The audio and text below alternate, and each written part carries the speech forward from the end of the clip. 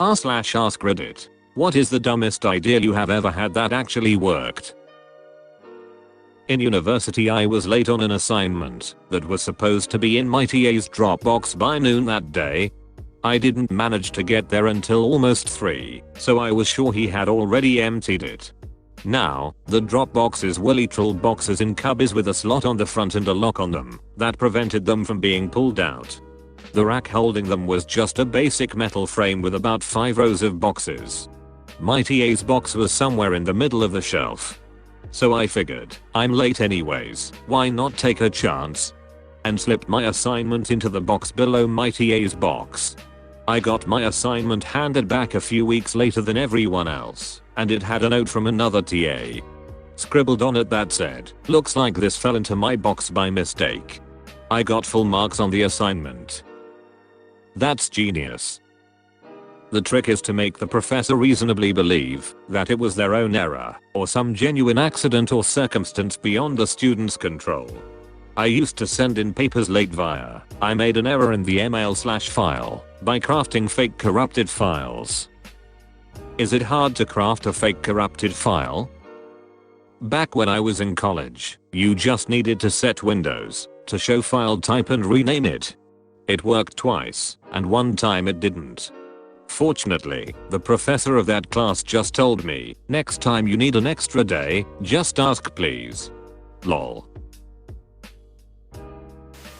Real estate told me I had to have the carpets professionally cleaned, wasn't in the contract, or I'd lose my $800 bond. I did some research and found out I could become an accredited carpet cleaner as there are no official licensing boards in my state. So, I did what any sane person would do. I paid the $85, did the online course, and got my certificate. Registered a business name, all for free.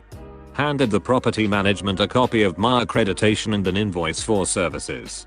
I became a professional carpet cleaner and launched a vacate cleaning business that is still going 6 months later. If you can't beat them, do exactly what they say. In college my buddy and I took an investing class, and for one of the projects we had a month to invest fake dollars into the stock market and see which team would have the most money after a month. It was spring semester, so we put all of our fake money into Heinz, thinking there would be a spike in ketchup and mustard sales as the weather got warmer. The next day, Berkshire Hathaway purchased the entire Heinz company and the professor accused us of insider trading. We had no idea what we were doing. Edit. To clarify, we didn't actually get in trouble for insider trading, but the professor came over to us before the next class and was like, "What happened here?" We explained it, and she thought it was funny, but said we would definitely be investigated for insider trading if this was real money. Similar game, 1987. I was absent the day we were supposed to buy stocks. The crash happened later that week, and since I was in cash and everyone else purchased stock and lost a ton of fake dollars, I won. I once faked being sick when I was in middle school and told my mom I had a sore throat and felt a cold coming on. She took me to the doctor and it turned out that I did, in fact, have strep throat, lol. Task failed successfully. Maybe the doctor was being a total bro. As a 30-year-old doctor I can confirm sometimes, when the mom is too annoying we'll just be like, "Okay boomer," and give the kids some crap to shut them both up. In college I was taking a class that required me to purchase an online textbook and workbook that was registered under your name, basically ensuring that each student would have to buy a new online copy each semester instead of buying used textbooks. I had a friend who took this class a semester before me, so we came up with the idea to message customer service and explain that I had recently gotten married, so my last name had changed, and I legally changed my first name and I would need them to change it in their system. It totally worked, and the rep even congratulated me on my marriage. I think it's nearly criminal to enforce students to buy new books instead of used ones, especially when it's the professor's own textbook. I've never had a professor who wrote the textbook, but for one class another professor had written the textbook. First day of class, the writing prof showed up and passed around a flash drive with his book on it. Back in high school, I stopped by one of my teacher's rooms after class to ask him some questions about our homework. When I walked in, I noticed he was grading some of our tests. Of note, all of his tests were made up of multiple choice, true/false, or matching, and all of the answers were bubbled in. What I noticed was that instead of using an answer key to grade, he was just placing a stencil over the paper with the correct bubble punched out. The stencil wasn't transparent, so all it showed was whether we bubbled in the right answer or not. Flash forward to our next test, and I'm stuck on a true/false question. Knowing how he graded, I figured I'd bubble in both true and false, and if he caught it, it would be easy enough to claim it was an accident. Well, he didn't catch it, and I used that trick the rest of the year for a little extra boost on all of his tests. You just scared me, because that's exactly how the one food handler certification test I took was graded. I used to know a guy who, every week, would order his Saturday night curry for delivery while sitting in the pub and then walk over the road to the curry house and get it and himself delivered home. This went for about 10 to 12 weeks. One week, we were sitting, having a pint, and the owner of the curry house walked in, took his order, and had him picked up from the pub. He said it was easier for everyone concerned. That's the most British thing I've ever read. At college, was at a friend's house on the other side of town, was very late and the buses had stopped, so my only way home was to call a cab. This was before Uber. I was also really hungry, so, because I only had about $10, my choice was either get some takeout and walk for an hour to get home at night, or call a cab and go hungry. Then eureka. I went into the Chinese takeout place and asked for a delivery to my home address and asked for a ride home. They protested at first, but I explained that me hitching a ride was no extra cost for them. They agreed and I got a free ride home and a Chinese takeout. That's not dumb, that's genius. I used a soap bottle as a makeshift sink plunger. And this worked? I'm impressed. Yeah, the neck of the bottle fit the drain near perfectly. So I just had to stuff a rag into the overflow drain. I didn't want to use my toilet plunger in my sink, so this was what I did. If it works, it's not stupid. Good job, young you. Bobcat tire blew during a job. Had another tire, but no jack. Positioned the Bobcat behind a dump truck. Bobcat then tries to lift the ass end of the dump truck. Dump truck hella heavy, Bobcat lifted itself instead. Tire changed and back to work. That sounds like a good way to end up crushed by a skid steer. Put Jesus in as Wi-Fi password in church.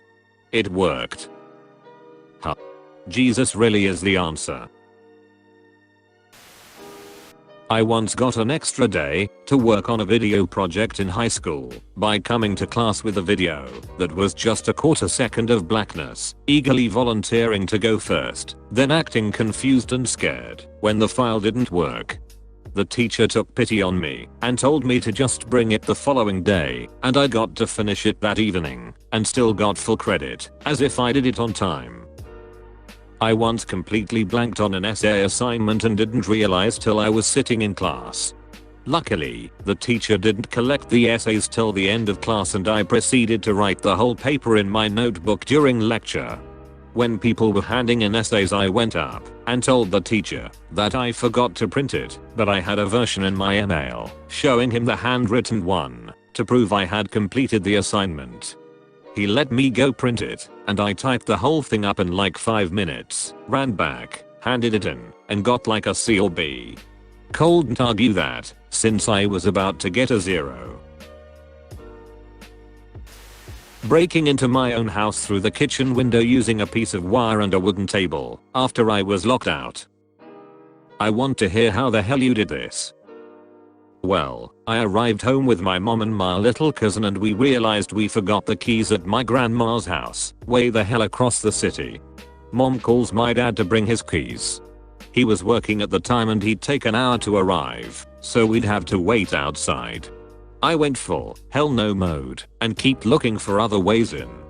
Turned out that one of the tiny back windows was open, but there was a safety pin that kept it from opening all the way up, and the only way to remove it was unscrewing it. So I grabbed a wooden cloth spin that was lying there, broke it, removed the wire that kept it together because it was just the right size to unscrew the window pin.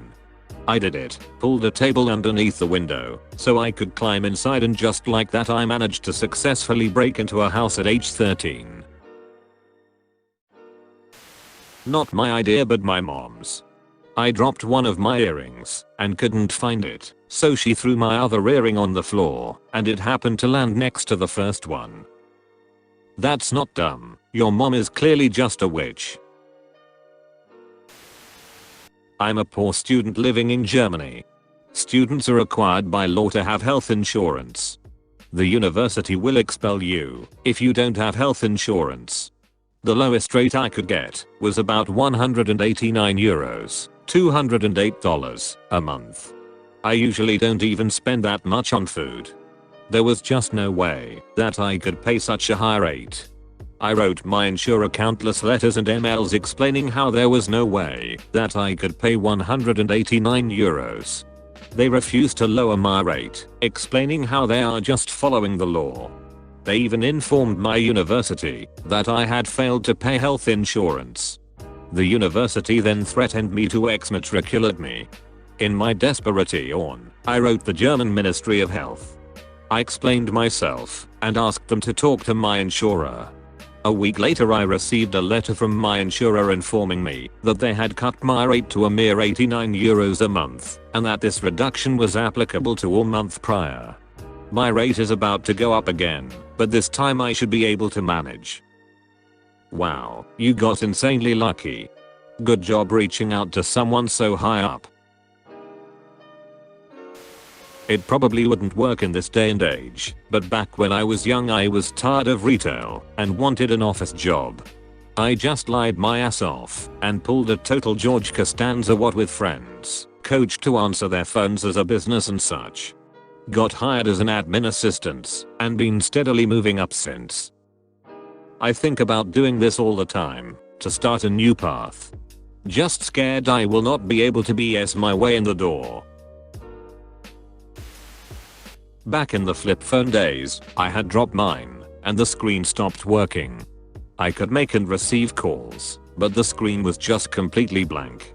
I put up with it for a couple of weeks because I couldn't afford a new phone, but one day I had the thought of, well, if dropping the phone made the connection loose, maybe the same thing can fix it, and threw my phone at the ground. I picked it back up, and the screen was working. When I was brand new to the army, we were training with another unit, and we had to defend the urban combat area from an incoming force. We were only allowed a few hours to prepare. One guy suggested that we set up tripwires to, at least, slow them down. The doors are all painted bright blue, and all anyone had was package of black 550 cord, parachute cord, that could easily be seen. Setting this up we thought there was no way they would miss it. I was wrong. Instead of checking the door, like they were supposed to, the opposing force simply tried to rush through. I almost couldn't return fire due to the fact I was laughing so hard. I even put a piece, just below knee level, in the doorway to the room I was in. I turned around when I heard people falling over each other.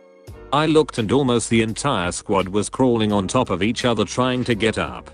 I put my weapon on burst and emptied the magazine. Then fumbled with my last one as I started to laugh even harder than before. After I blindly fired down the hallway I just leaned against the wall and the entire group and myself just looked at the scene and started laughing. Then their platoon leader came running in and tripped over the same cord. At this point I was done. Put my weapon on safe, put it against the wall, and tried not to piss my pants over the whole situation. We were at a friend's house about to cook a roast. It needed to be patted dry with paper towel, but he was all out. I semi-jokingly suggested using a couple slices of bread. We all chuckled at the idea. It worked perfectly. One time I sent a letter to a local address by putting the return address as the address I wanted it to go to, not putting postage, and dropping it off in a public mailbox. Went to the return to sender due to insufficient postage. In my senior year of high school, we had to spend our final quarter doing mandatory volunteer work to graduate. I was placed at a head start in my city, and while some of the kids I worked with were great, there was one, Brandon, who was an absolute nightmare. 20 months old, endless energy, no empathy, no speech beyond a few words, and no ability to recognize pain in other children. At nap time, someone always had to be sitting next to his cot, as he would otherwise just get up and run around, sometimes hitting the other sleeping kids, if he could get away with it. He would be a spiteful little shit and repeatedly stick his feet out from under his blanket after you pushed it back in, like it was a game. One day I got so frustrated trying to get this brat to sleep that I basically just laid him down flat, arms and legs together, and closely tucked his blanket in under him from top to bottom like a burrito. To my overwhelming joy, he made no attempt to escape and was asleep within 2 minutes. I repeated this tactic over the next few days with the same results. It worked. Brandon would sleep. One of the actual teachers/workers there saw me doing this to him one day and asked me what I was doing. I explained the process, but she was skeptical until I showed her just how quickly Brandon would chill out. I swear, her face lit up like I had just given her the most life-changing advice ever. Oh my god, you're right, he actually falls asleep. Children burritos are pretty good. I forgot to bring a resume to a job interview, but I had an index card in my bag.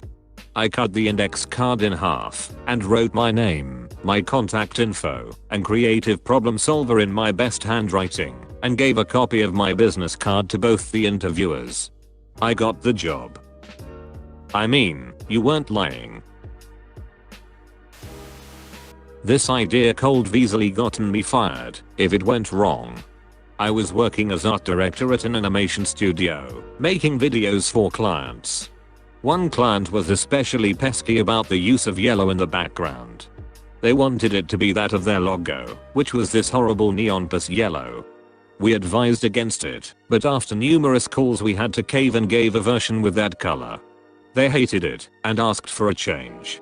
What followed were 12 versions with numerous calls in between tweaking the color over and over. Eventually I got tired of it and just sent the original version again. I didn't even bother to rename the file. The client said, "This looks exactly the way I want it, thank you." How that ever went right I still have no idea,